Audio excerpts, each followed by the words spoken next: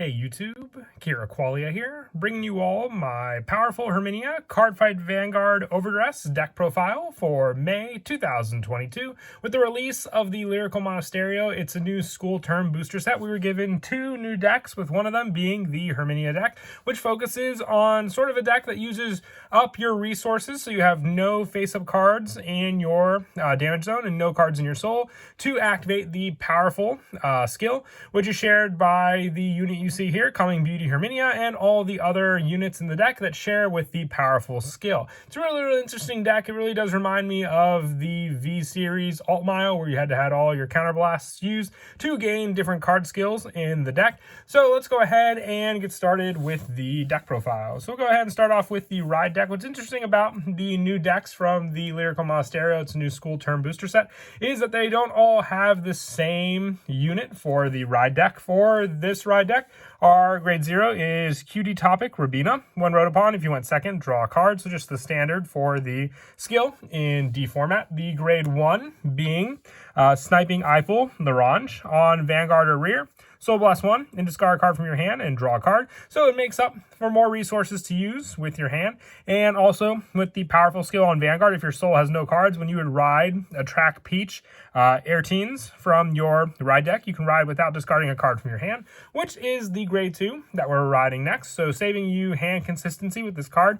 And also, on your Vanguard circle during the battle attack, gets plus 2,000 power. And with powerful, if your soul has no cards, when you would ride Coming Beauty Herminia from your Ride deck, you can ride without discarding a card from your hand. So making up for no discard, saves once again cards in your hand when you go into your main grade 3 unit, Coming Beauty Herminia, which uses the powerful skill while having no cards in your soul and no face-up cards in your damage zone. And to also make use of the Persona Ride in the deck, we're running 3 additional copies on the Vanguard circle, Counterblast 1, and this unit gets plus 5,000 till end of turn.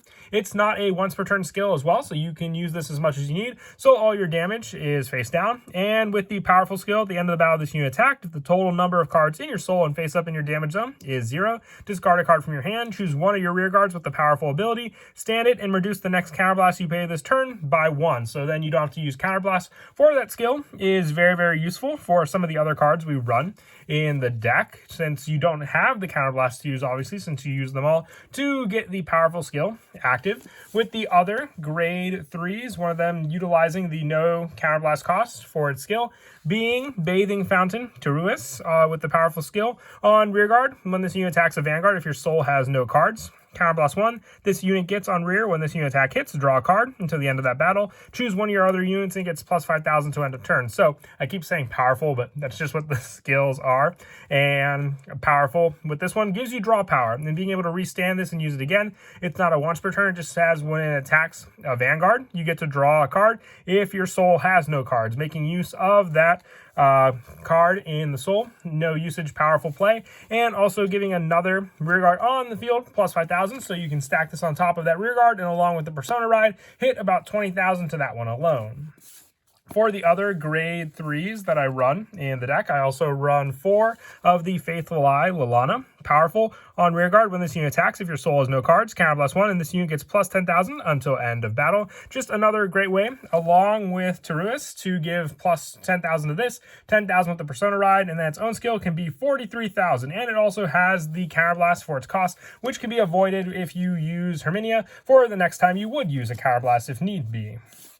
And that's it for the grade 3s. We'll now move on to the grade 2s. I run 4 of the Mia Ensemble Hala. When this unit is placed on rear during your main phase, Counterblast 1, choose a card from your soul and call it to an open rearguard. Then for each card in your soul, choose a card from your hand and discard it. And with powerful on rearguard, when this unit attacks a grade 3 or greater Vanguard, if your soul has no cards, it gets plus 5,000. So this is another way to drop the soul in your powerful Herminia to basically have nothing, to then make use of the powerful skill of being able to restand another rearguard, but still being able to call out rearguards onto the field for you to make use of using this card. You will discard cards making up for the soul you called out, but this makes up for also being able to get around the different Persona Rides of you building up the soul by just calling out all those cards when placed, being able to just choose a card from your soul and calling it out to the front row as well, or back row if you call out a grade 1.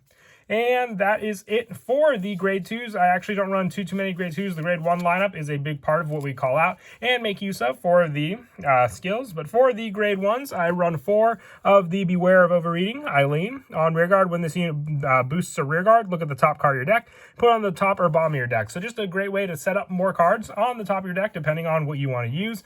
You're really going for a more generic playstyle with this deck, so this card definitely does help with that setup altogether for the boost. And along with the ride deck, I am also running 3 copies of Sniping Eiffel Larange with its additional power on rearguard for a Soul Blast 1, and discarding a card from your hand to draw a card will help to go through the soul a lot faster. That's why I like to run 3 additional copies of this card in the deck as well. And lastly, for the grade 1s, I do want to run 4 of the Burgeoning Tone Signe. I have 1 of the additional cards from the ride deck, Teract Peach or Tennies. Stick the name there for a second, but you do want to run 4 Burgeoning Tone Signe with its powerful skill. When this unit boosts, if your soul has no cards, counterblast 1, choose one of your other units, and it gets plus 5,000 to end of turn. And on rearguard, at the end of the battle, this unit boosted. If you have a Vanguard with the powerful ability, you stand this unit and choose a card from your soul and put it into your drop zone, making up for more of the soul cost that you'll need for this card. But also being able to restand will help when you restand another unit with your Herminia to then have that unit attack, along with the added boost that Signe will provide. The Tennies on rear just has more of a plus 2,000, but makes use of the powerful skill as well. So another unit you could potentially restand with Herminia.